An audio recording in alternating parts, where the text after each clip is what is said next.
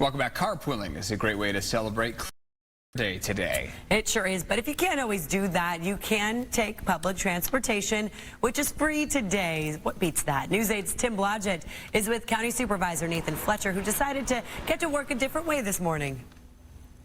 Well, today is free ride day, so that means anyone riding the bus or the trolley or even the Sprinter or coaster will ride for free today.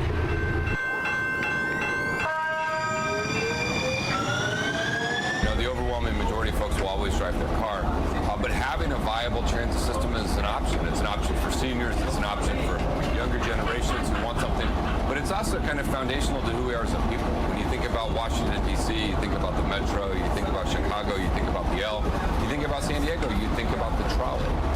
And so I think it's really important for our economy, for our environment, but also for who we are.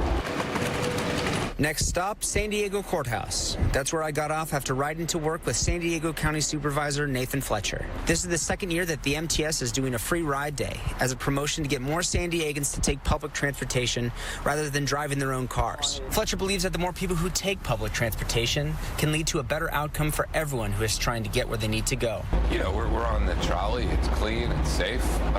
It's a much better experience than sitting in your car fighting traffic, trying to weave in and out.